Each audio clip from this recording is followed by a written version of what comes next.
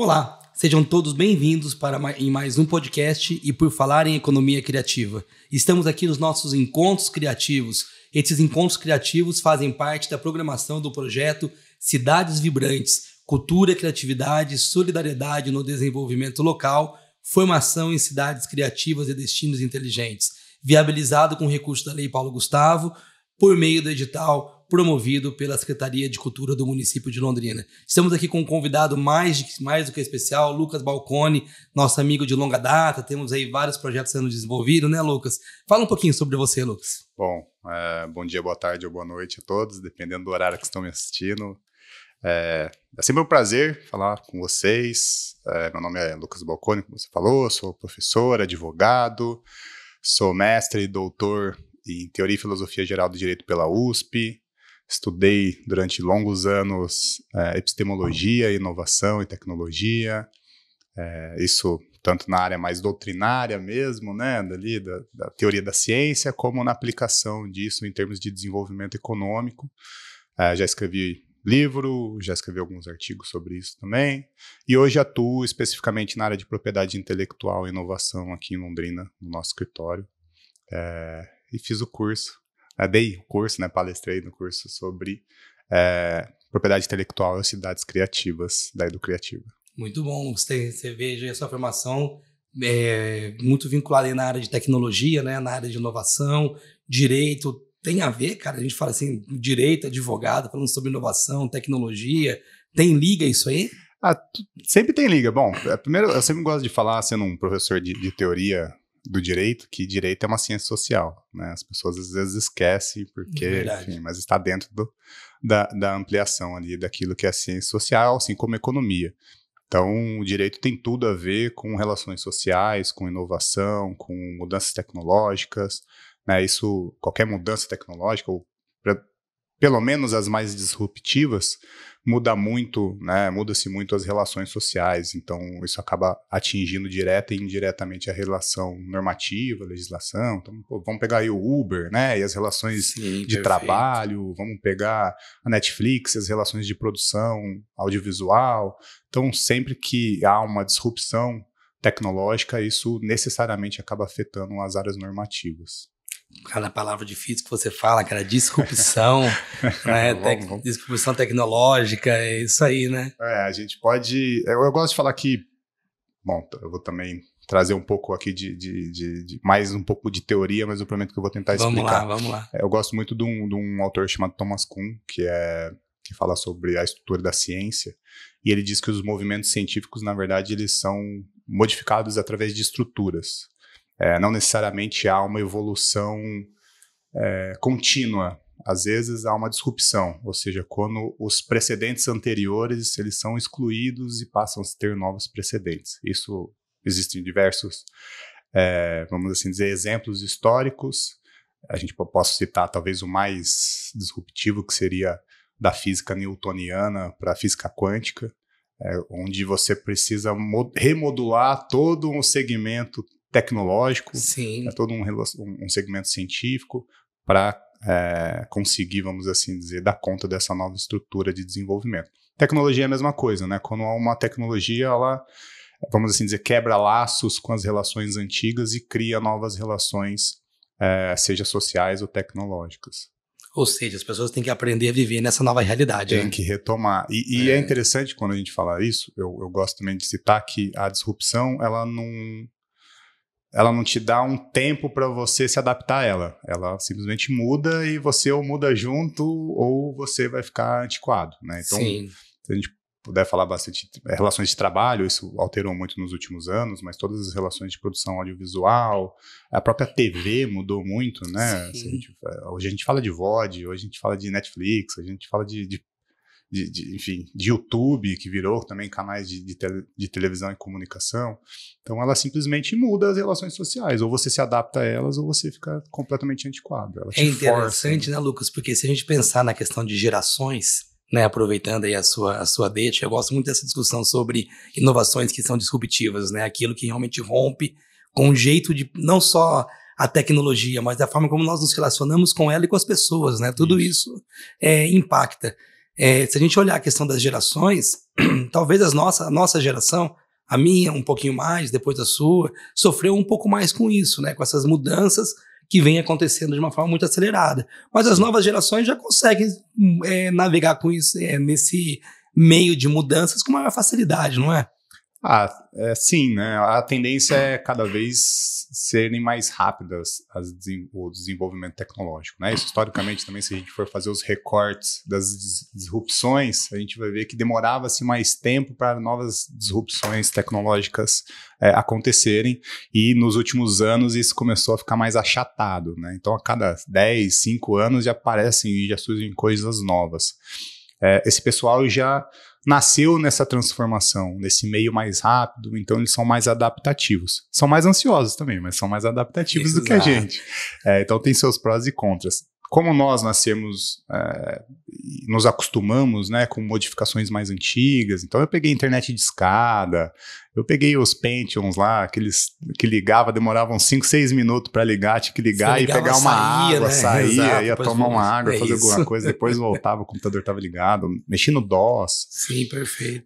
Então a gente se adapta com um pouco mais de demora mesmo, a gente demora um pouco mais de tempo de se adaptar, até porque já estamos um pouco mais velho, então é difícil da gente aprender coisas novas, mas em outro lado a gente tem um pouco mais de estruturação, um pouco mais de conhecimento de vivência, de experiência, coisas que esse pessoal acaba não tendo tanto, né? Perfeito. Acaba ficando mais no mundo tecnológico e menos no mundo social, vamos assim dizer. Então, tudo tem seu prós e contras, não adianta a gente ir muito ir contra, a tecnologia vem, não dá pra gente negar. São muitos desafios, né, Lucas? E isso na sua área do direito deve impactar muito, né? Porque muitas mudanças que a gente está falando que vem acontecendo, e quem é profissional da área tem que estar se atualizando em relação a isso a todo momento. Sim. Ontem, inclusive, é engraçado, eu tive uma conversa com um amigo nosso e ele falou que o mundo digital, né, principalmente, mas essas novas tecnologias, se você ficar um ano mais ou menos sem se atualizar, parece que já foram 10, já. Você perde completamente as atualizações. Eu que fiquei um tempo, meu filho nasceu, então eu fiquei um tempo meio desatualizado, estou tentando voltar agora, estou tentando aprender todas essas novas ferramentas e tecnologias, você acaba se perdendo um pouco. Então tem que estar atualizado, mas é um pouco difícil também para a gente, porque o direito em si não se atualiza tão rápido, né? Então, tratando especificamente de audiovisual, por exemplo, a União Europeia já está na 3ª legislação de VOD, né, dos streams, de regulação dos streams. O Brasil ainda está lutando para ter a 1ª. Sim, verdade. Então a gente ainda tem muitos desafios nesse sentido, né? O direito não consegue se atualizar tão rápido quanto a sociedade. Cada vez, como eu falei, a sociedade se atualiza mais rápido, então cada vez o direito está mais atrasado em relação aos desenvolvimentos inovadores e tecnológicos. Então isso causa um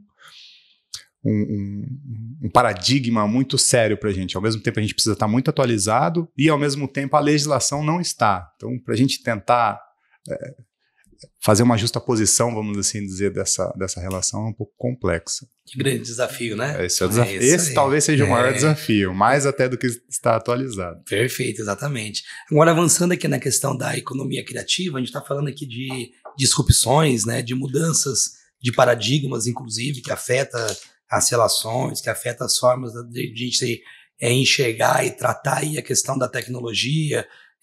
Falamos um pouquinho da sua área específica, que é o direito, né, como que isso impacta, mas isso também impacta a questão da criatividade, não é, Lucas? A forma como nós trabalhamos e pensamos a economia criativa também é impactado por tudo isso.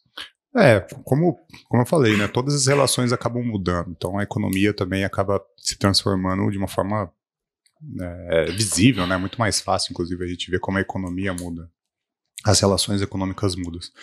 Isso cria oportunidades a mais, então acaba não só se exigindo, talvez não seja essa palavra mais correta, mas acaba até estimulando, fomentando que as pessoas sejam mais criativas. Exato. E que a própria economia se molde de uma forma mais criativa. Exato. Né? Então, eu vejo hoje que a criatividade ela está no centro das relações econômicas. Né? Se a gente pegar as principais big techs, por exemplo, que são hoje talvez as maiores empresas do mundo, todas elas possuíram ou acabaram se desenvolvendo através de questões criativas e continuam ainda fomentando a criatividade dentro dos seus grandes portfólios, né? Ou adquirindo novas startups, Exato, ou aí. estimulando a inovação interna.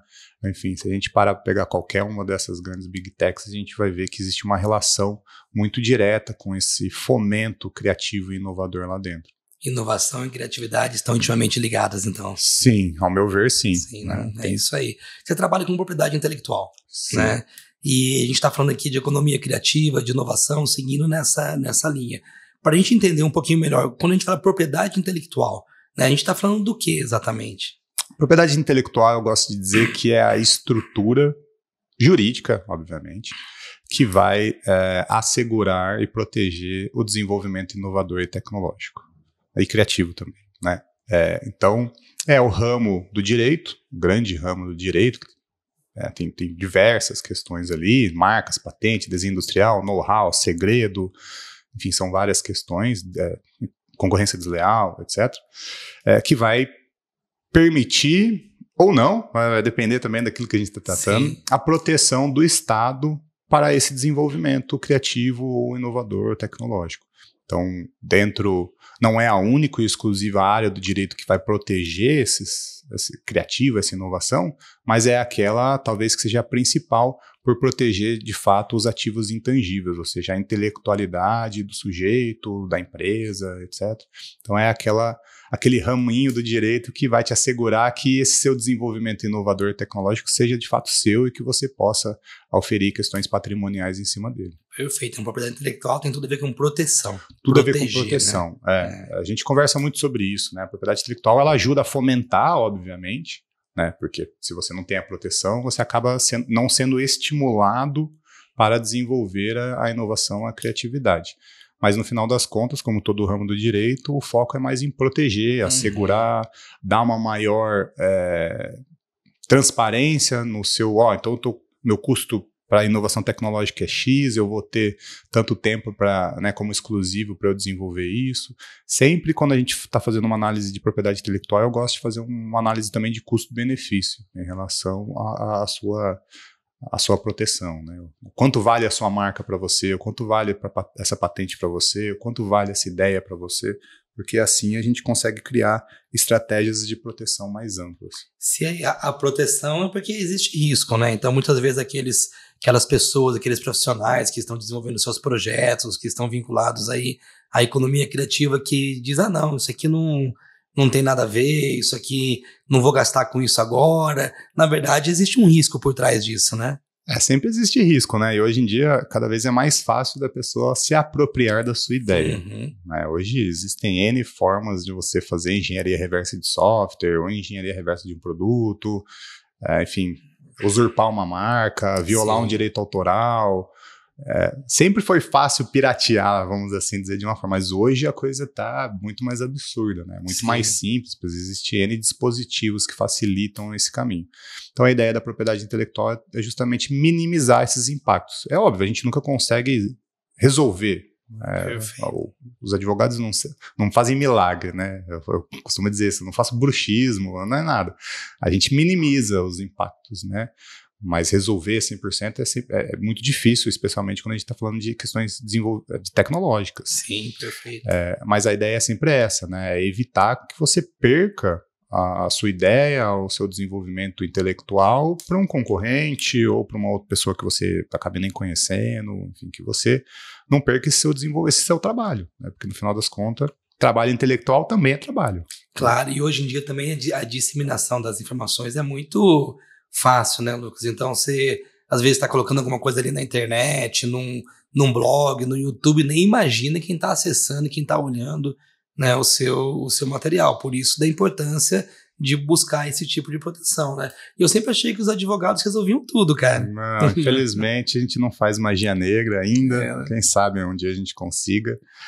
Mas há uma eficiência, porque também a internet nos dá e nos permite isso, a ter mais eficiência hoje em dia, né? Porque se a gente pegar 10 anos atrás, se alguém, sei lá, fizesse uma cópia do seu produto e vendesse em outro país, era muito difícil você conseguir achar e chegar nessa pessoa. Hoje com a internet já é mais fácil, então você consegue fazer um scout de violação mais rápido, mais eficiente, melhor. Temos novos problemas também? Temos novos problemas também, mas a gente tem uma eficiência maior, né? Só para dar um exemplo bem prático, no final do ano passado houve uma denúncia de fraude no Meta, né, no Facebook, porque todo mundo já viu, com inteligência artificial e algumas ferramentas ali de criativos, você consegue copiar qualquer marca e fingir que aquele produto é seu. Então começaram a ser divulgados diversos anúncios fraudulentos de uma campanha do governo no final do ano passado. Se eu não me engano, foram 3.800 e poucos anúncios impulsionados, né, pagos por mais ou menos 62 perfis, que eram fraudulentos. Então você achava que estava fazendo, né, era para resolver as dívidas, né? Então eu acho que era uma campanha do Serasa, alguma coisa assim. Então você achava que estava pagando lá e quitando as suas dívidas com 90% de desconto, e na verdade você estava pagando um boleto fraudulento. Isso acontece com diversas marcas, né? Então você pega marcas grandes aí e acabam tendo também esses anúncios fraudulentos. São novas formas de fraude que surgiram recentemente. Agora a gente está vendo ver, e a tendência é isso ser cada vez maior, porque a tendência é ser cada vez mais fácil você criar um vídeo, né, inclusive fraudar a voz de uma pessoa, então a imagem de uma pessoa. Então já se tem também discussões para como criar mecanismos para tentar evitar isso ao máximo. Então a gente tem criações de novas fraudes, mas a gente também tem criações de novas ferramentas. Vai encontrando mecanismo de proteção, né? Exatamente. Essa situação de você está falando, por exemplo, que a inteligência artificial hoje ela possibilita você pegar, por exemplo, uma pessoa, né, e você reproduzir ali a voz, a imagem, né? As pessoas, elas têm proteção? Por exemplo, nós estamos aqui gravando, né? A minha imagem, a minha fala, o meu jeito, ela tem algum tipo de proteção? Ou isso aí, quem pegar tá tranquilo, pode fazer o que quiser? Não, as pessoas têm proteção, né? Aí não seria nenhum direito de propriedade intelectual em que pese estar vinculado. É um direito de imagem, né? Um direito personalíssimo, um direito constitucional. Então todas as pessoas têm direito não só à imagem, mas à voz também. Então se alguém estiver só usando a sua voz, ele também está cometendo uma violação. Todas as pessoas têm direito que nós chamamos de direito de personalidade. Todas as pessoas têm direito à sua imagem, de querer saber onde está sendo vinculado e onde não está sendo vinculado. É sempre bom só tomar muito cuidado, porque quando às vezes a gente está aceitando os terminhos de algumas plataformas lá, dentro desses termos existe o licenciamento de utilização da sua imagem, voz, etc.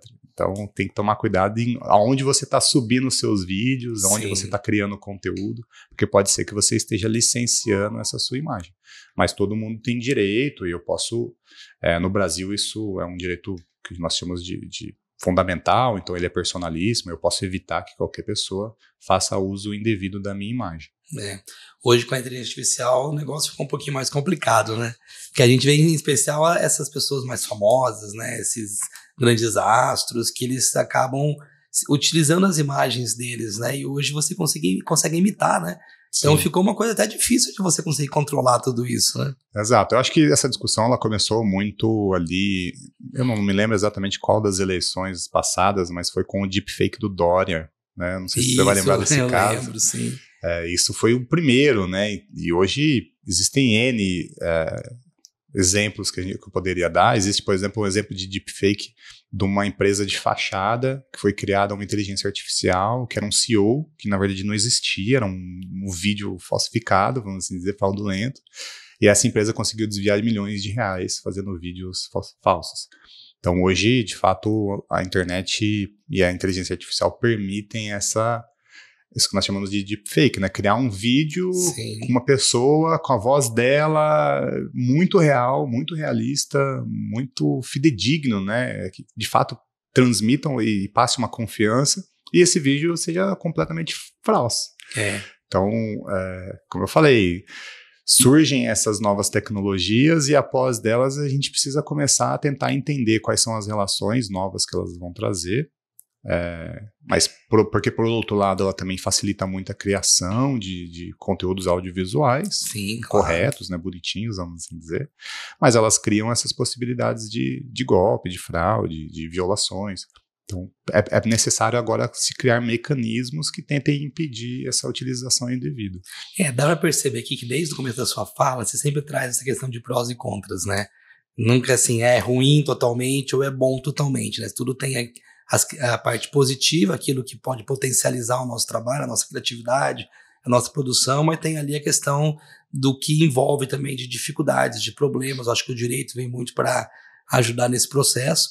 Mas também eu acho que cada vez mais o papel individual de cada um, até de identificar o que é e o que não é mais importante. É mais difícil, né? Sim. Você acabou de usar um exemplo aí de que a produção de um vídeo onde traz uma... né, parece que é real, que é fidedigno, traz uma confiança, é mais difícil. Mas nós temos cada vez mais responsabilidade nisso também, né? Sim, claro. Eu gosto de dizer que qualquer desenvolvimento tecnológico é uma ferramenta. Né? Uma ferramenta social que serve relações sociais. Sim, perfeito. Nesse caso, relações sociais de produção, de comunicação, econômicas, etc. Então você pode usar para o bem, você pode usar para o mal. É igual um revólver, né? Você pode usar para proteção pessoal, você pode usar, a polícia pode usar para segurança pública e um bandido pode usar para assassinar alguém, para ameaçar alguém, para fazer uma coerção com uma pessoa. Então são todas ferramentas que podem ser utilizadas de uma boa forma, podem ser utilizadas de uma má forma. É justamente para isso que existe o Estado e o direito. É para tentar minimizar os impactos da má utilização desse desenvolvimento tecnológico. Perfeito. Né? Pelo menos eu vejo que esse é um dos papéis do direito e do Estado. Não necessariamente aí da propriedade intelectual. A gente pode aí entrar também para o direito penal, direito civil, etc. De uma forma ampla, né? Exato. E hoje, só fazendo uma análise, para a gente derrubar esse tipo de vídeo, é muito mais fácil eu derrubar por uma violação de marca do que por uma violação de imagem. Olha só. Porque, por incrível que pareça, as ferramentas também hoje automatizadas que ajudam a gente a derrubar esses vídeos ou a retirar esses vídeos da internet, elas conseguem identificar uma marca, que é um escrito, que é uma logo, Sim. etc. Mas elas ainda têm muita dificuldade de identificar uma imagem, por incrível que pareça. Ela consegue fazer a imagem, mas identificar a imagem ela ainda está com uma certa dificuldade. A gente não tem nenhuma ferramenta que consiga, se eu jogar, por exemplo, uma foto do Leandro, apagar todos os vídeos indevidos do Leandro. Isso ainda não acontece. Então é mais fácil eu apagar pelo seu nome, por exemplo, buscar pelo seu nome através das ferramentas e apagar e retirar esses vídeos do que pela imagem em si. Então você vê que existem diversas dificuldades aí nesse caminho. Tem muito que avançar aí. A gente está falando de muita coisa aqui, de inovação, de disrupção. Entramos aqui talvez numa discussão bem contemporânea de inteligência artificial. Depois eu quero falar um pouquinho mais. Mas quando a gente fala em propriedade intelectual, essa discussão ela é algo que surge agora com essas discussões, com a internet, ou isso já existia antes? A propriedade intelectual é um ramo do direito bem antigo, versa ali 1600 e bolota. O louco lá no século XVII. No desenvolvimento dos moinhos, onde foi a primeira patente, mas o direito autoral também já existia alguns resquícios de direito autoral no desenvolvimento ali, especialmente no Renascimento. Então a propriedade intelectual ela não é nada novo. A ideia sempre foi assegurar o trabalho intelectual das pessoas, independentemente de que tipo de propriedade intelectual a gente está falando, se é direito autoral, marca, patente, isso não importa. Então não é algo novo. No Brasil é que a discussão é um pouco mais recente, né? A legislação já não é tão nova assim, as novas legislações que já não são tão novas, são de 94, 96, 98, então não são tão simples, mas a discussão no Brasil acabou sendo discutida de uma forma mais recente.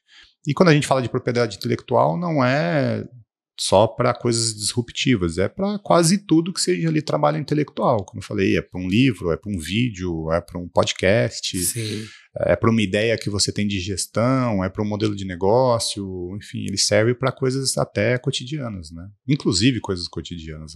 A propriedade intelectual, ela só é efetiva quando há algum tipo de registro? Não.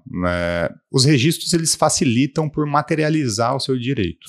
Né? Então fica mais fácil de eu comprovar, fica mais fácil de eu ter provas, fica mais fácil de eu reivindicar o meu direito, perfeito. Etc.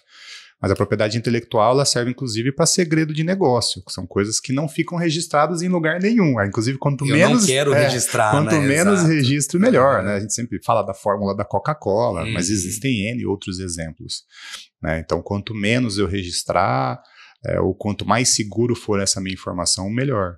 Então, não, a propriedade intelectual não serve só para aquilo que é registrável, Sim. mas também para aquilo que eventualmente nem se registra, ou nem se quer registrar. Sim, mas que eu tenho de alguma forma um papel meu ali, um olhar específico, uma Sim. discussão de repente que eu estou fazendo, para que não haja uma apropriação indevida daquilo ali, né? Como eu falei, a propriedade intelectual protege o trabalho intelectual. Sim. Então, você vai precisar pôr esse trabalho intelectual de uma forma materializada em algum lugar, Sim. algum suporte físico. Seja ele um documento digital, num Word, num e-mail, num papel, qualquer coisa. Até porque você precisa comprovar o seu trabalho intelectual. Sim, perfeito. Não é algo que tive uma ideia e pronto, acabou. Não, você precisa demonstrar que você pôs essa ideia em prática. É igual a fórmula da Coca-Cola, né? A pessoa não chegou do nada nessa fórmula. Ela foi tentando desenvolver, foi aos poucos, foi testando, foi criando, foi isso, foi aquilo, foi escrevendo. E aí chegou um momento que, essa aqui é a fórmula. E provavelmente essa fórmula deve mudar de tempos em tempos, né? Acredito que sim. Não deve ser a mesma, obviamente. Novas tecnologias vão surgindo, novos produtos vão surgindo, né? Novos insumos, matéria-prima vão surgindo, talvez mude.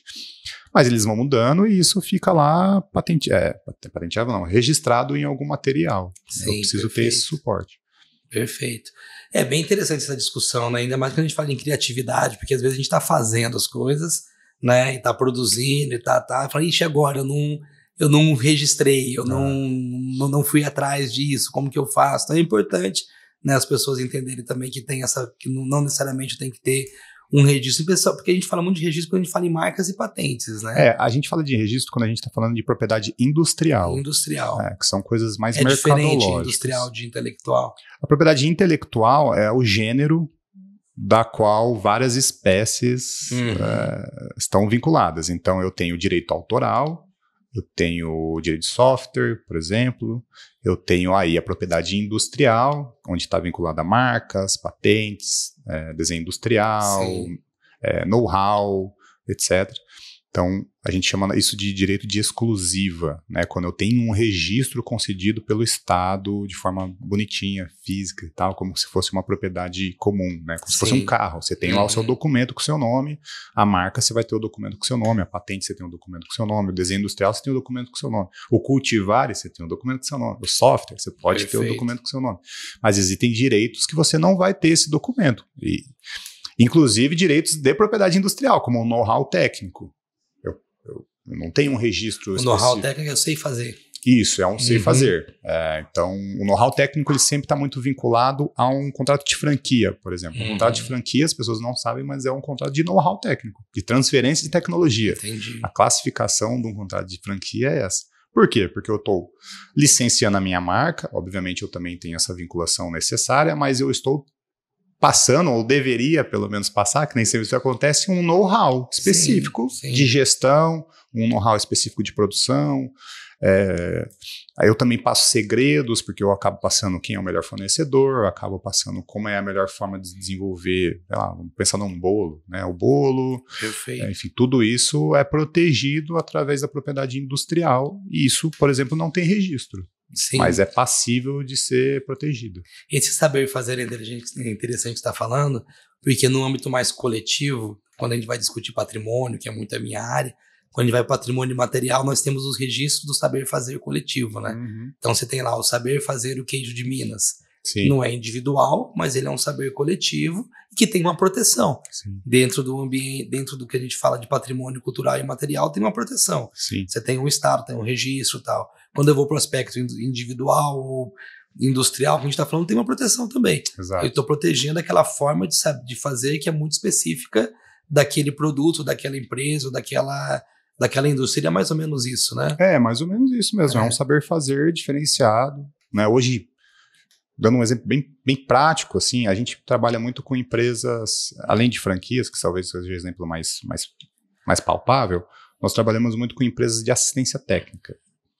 Então você pega aí Então, um avião que acabou de sair, quantas pessoas conseguem, por exemplo, dar assistência técnica adequada para esse tipo de produto novo? Ou um grande maquinário agrícola, ou um grande maquinário médico, um raio-x, um ultrassom. É muito específico. São coisas muito específicas. Então, são poucas coisas que conseguem ter um know-how técnico de fazer uma assistência técnica num produto como esse. Sim, e normalmente são pessoas que ganham bem, né? São engenheiros. É diferente de uma assistência técnica de uma televisão, por exemplo. É diferente porque daí o conhecimento normalmente já está público, já é mais palpável. Mas pode ser que tenha também, dependendo de que tipo de know-how a gente está falando. Isso é know-how técnico, a pessoa consegue ter um conhecimento diferenciado no mercado hoje. Isso pode ser protegido. Tudo aquilo que for novo, de uma certa forma, em termos de conhecimento, de saber fazer, né, mais específico ao know-how técnico, ele é protegido. Né? E algumas outras informações que não é saber fazer, mas que são importantes para o seu negócio, a gente pode proteger por segredo, por exemplo. Entendi, para que fique resguardado, para que ninguém fique sabendo e venha aqui copiar o que eu estou fazendo, Exatamente. Né? Mais ou menos isso. Há um tempo atrás, tem um caso que é bem interessante aqui no Brasil, e o meu filho estava perguntando para mim, Lucas, falou assim, mas pai, é verdade que a Gradiente tinha um iPhone? Né? Eu falei, é verdade, filho. E que daí a Gradiente queria proibir o iPhone de entrar no Brasil, teve uma discussão. Isso aí tem a ver com a questão de marca, porque teve um debate em torno disso. Isso é marca, na verdade tem um processo ainda. Esse processo não terminou. Esse processo não terminou. Se eu não me engano, não terminou. Eu parei de acompanhar também, porque é um processo para mais de 10 anos já. A Gradiente tinha a marca registrada do iPhone no Brasil, e aí veio o iPhone da Apple, fizeram o registro, e aí começou um imbróglio jurídico gigantesco. E é engraçado porque a Gradiente alega direito de precedência, né, direito de ter feito o registro primeiro, e o iPhone alega que iPhone não é um termo exclusivo, que não pode ser exclusivo de ninguém, já que é um termo relativamente genérico, né? É um telefone digital, né? iPhone. Enfim, então existe esse processo realmente, existe a possibilidade do iPhone ser proibido de ser utilizado aqui no Brasil, e isso está sendo uma discussão jurídica. Mas tem um caso bem interessante também, que no Reino Unido, há pouco tempo atrás, o McDonald's foi proibido de usar a marca Big Mac. Não sei se você chegou a saber. Não, não vi isso. Você dá uma olhada, é bem legal, porque é o Burger King, que sempre faz umas propagandas mais debochadas, mais satíricas, assim, fez uma propaganda colocando o nome dos sanduíches dela, né, do Burger King, como Big Mac. Só que diferente. Então era Big Mac mais gostoso, Big Mac mais maior, Big Mac mais não sei o quê. E aí deu toda uma repercussão por conta dessa propaganda, mas, por exemplo, o McDonald's perdeu a marca Big Mac lá no Reino Unido. Olha que loucura, né? Isso aí. Usar exclusivamente. Dentro dessa lógica que você está falando, por exemplo, você usou aqui o exemplo do Big Mac, que perdeu esse direito lá. Se eu pensar no iPhone, nesse argumento da Apple, qualquer pessoa poderia lançar um celular com o nome iPhone. Pois é. Eu acho que não é bem assim, né? É o problema então, que eles estão criando, né? Exato. Então, assim, existe duas formas de você perder a sua marca, né? Uma forma é você perder e o termo ser considerado comum ou vulgar. Né? A gente até chama isso de marca evocativa, tecnicamente. E aí todo mundo pode usar, porque não tem distintividade, não tem novidade. Mais uma vez, propriedade intelectual protege trabalho. Se eu faço o registro de uma marca que não tem distintividade, não teve um trabalho intelectual para ser desenvolvido, não tem nenhuma ali inovação, nenhuma criatividade, não tem nada, simplesmente joguei um nome que eu achei legal na internet e fiz, o Estado não protege isso. Não é essa a ideia da propriedade intelectual. A ideia da propriedade intelectual, mais uma vez, é proteger e assegurar a criatividade e a inovação, o desenvolvimento intelectual.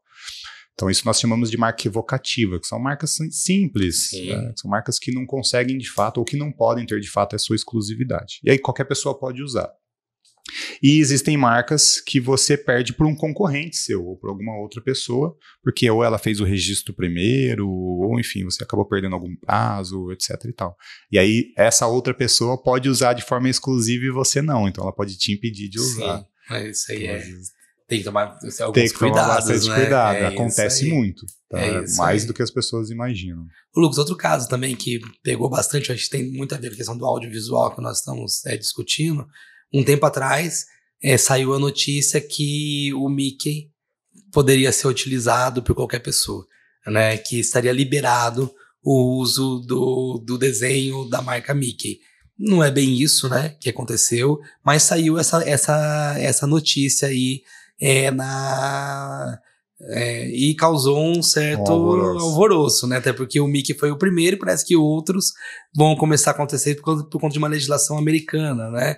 Uhum. O que seria isso? Isso também seria propriedade intelectual? Porque parece que tem prazo, então. Sim, isso. Então... Toda propriedade intelectual tem prazo, né? Via de regra, né? Tirando raríssimas exceções, todas as propriedades intelectuais têm prazo. Porque a ideia justamente é você ter um tempo, né? O Estado te assegurar um tempo de exclusividade para você ganhar o dinheiro lá que você desenvolveu, e depois isso precisa melhorar a sociedade. Então é sempre uma troca, né? A propriedade intelectual é a troca. O Estado te assegura um tempo de exclusividade, mas depois desse tempo isso precisa se tornar domínio público. Ou seja, eu preciso ter uma mudança social por conta desse seu desenvolvimento tecnológico. Então a ideia da propriedade intelectual é essa. No direito autoral é a mesma coisa. É um prazo muito mais longo. No Brasil, para você ter uma ideia, é 70 anos contados após a morte do autor. Então, é um tempo gigantesco. Mas tudo acaba caindo em domínio público, né? Então, isso acontece muito com livros, né? Então, você pega livros do Shakespeare, qualquer editora pode editar hoje sem pagar licenciamento pro autor. Recentemente liberou a Revolução dos Bichos. Revolução dos Bichos, exatamente. Aí começou a sair um monte de edições da Revolução dos Bichos. Exato. Então com o Mickey foi a mesma coisa. O Mickey, o primeiro Mickey, é só o primeiro, não é todos os Mickeys, porque depois ele foi sofrendo transformações. Então o primeiro desenho do Mickey caiu de fato em domínio público. Mas aí a gente chega num outro dilema, num outro problema da propriedade intelectual, que são as estratégias de proteção. O Mickey, ele não é protegido apenas por direito autoral. Ele também é registrado por marca, o Mickey, mas também o desenho Mickey é registrado como marca tridimensional. Então existem outras formas de proteção. Por isso que você não vai ver desenhos chamado Mickey por aí. Ainda que aquele Mickey, de fato, tenha caído em domínio público. Ah, Lucas, mas eu posso usar aquele Mickey no meu desenho, por exemplo? Pode. Aquele personagem, vamos assim dizer, aquele desenho lá você pode acabar usando, mas só aquele primeiro lá que era o preto e branco. Cuidado, né? Cuidado para não usar o mais atual. Mas sim, todas as propriedades intelectuais, todas não, a maioria, como no caso aqui o direito autoral, elas entram em domínio público. Nós chamamos isso de domínio público, quando você pode usar sem ter nenhum tipo de violação, porque de fato já caiu a proteção, vamos assim, de fazer do Estado. É interessante, porque esse caso do Mickey trouxe essa discussão, né? Trouxe essa reflexão, como assim, né? O Mickey caiu em domínio público, né? Exato. E as discussões também parece que a Disney tentou até prolongar um pouco mais o prazo, tal. Teve também estratégias, né, para isso. Historicamente, a Disney é muito importante, é relevante para a proteção de direitos autorais, porque direitos autorais tinham um prazo muito menor. Foi justamente a Disney, não só a Disney, mas os estúdios de Hollywood, etc., que entraram na briga para aumentar esse prazo, porque é muito longo. Eu, inclusive, sou contra esse prazo tão grande. Existem discussões, mas eu sou contra esse prazo tão grande. E a Disney foi a que mais ficou em cima ali, porque ela tinha uma propriedade intelectual muito valorizada na época, né? Tem até hoje, óbvio. Então, quando caiu, a gente ficou, vamos ver o que eles vão fazer, qual o movimento que eles vão fazer para tentar proteger e não abrir mão. Mas, como eu falei, eles continuam tendo a marca, então você proíbe um pouco, você inibe, eles ainda têm a proteção dos novos desenhos, então isso proíbe bastante. Mas um pouquinho antes do Mickey cair, caiu o Ursinho Pooh. Lembra? O Ursinho Pooh. Eu não lembro o nome dele em inglês, que não é Ursinho Pooh, obviamente. E aí até fizeram um filme do Ursinho Pooh. Era um filme de terror, horrível, assim, bem trash. Porque neste caso não tinha também outros tipos de proteção. Então, você não vai ver isso acontecer do Mickey. Teve um cuidado maior ali com o Mickey, né? A Disney protege muito bem a sua propriedade intelectual, sempre foi assim, e por isso que ela sempre conseguiu ter muito remuneração em cima dos seus trabalhos. É isso aí. Lucas, mais uma questão aqui que eu queria chamar a atenção, eu estudei um tempo atrás, dentro dessa área de patrimônio, cultura, comecei a procurar entender um pouquinho mais sobre indicações geográficas, porque eu sempre entendi que tinha a ver, né, uma coisa com a outra, com saber, com conhecimentos, né, de uma certa localidade na produção, talvez, de algum produto. tem a ver mesmo o que eu estou colocando? Indicação geográfica tem a ver com a nossa discussão? Está na mesma linha?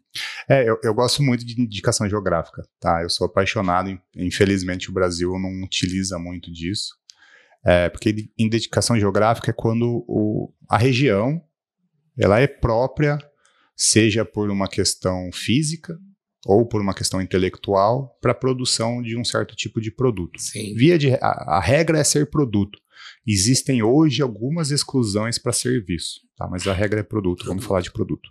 Então, por exemplo, você pega o queijo da região X, é porque aquela região ou tem um tipo de vaca específico, um tipo de clima específico, sim, ou um tipo de pessoas que possuem um tipo de produção bem artesanal, bem específico e conseguem dar uma distintividade para aquele produto. Perfeito. No Brasil a gente tem até o Sebrae, eu acho que tem um mapa ali das identificações geográficas, é bem interessante. Eu fiz um trabalho da identificação geográfica de Carlópolis, da goiabada de Carlópolis, isso, é bem legal. Eu gosto porque ele é muito associativo, ele precisa ter uma colaboração, precisa ter uma associação, é todo um trabalho de desenvolvimento dessa identificação, e que eu acho um pouco apaixonante, porque ele mistura questões regionais, históricas, culturais, intelectuais, colaborativas, enfim, é algo que é bem, bem legal assim, de se trabalhar de fato, e tem tudo, para mim, talvez eu acho que seja aquilo que tem mais a ver diretamente com o conceito, por exemplo, de cidades criativas. Tá um pouquinho mais afastado daquilo que eu julgo ser cidades inteligentes, mas cidades criativas, para mim, tá bem coladinho ali. Infelizmente, a gente tem pouco fomento em cima disso, mas eu vejo que é algo que protege não só... Eu acho interessante porque protege não só o produto em si, e dá uma distintividade para o produto, é uma marca, né? Então você começa a fomentar isso, como também ele protege o patrimônio cultural daquela região, né? O patrimônio histórico, né? Se a gente Exatamente, eu vejo muito nessa linha também. Se a gente pensar, por exemplo, nas rendeiras do Nordeste, própria goiabada de Carlópolis, mas enfim, existem...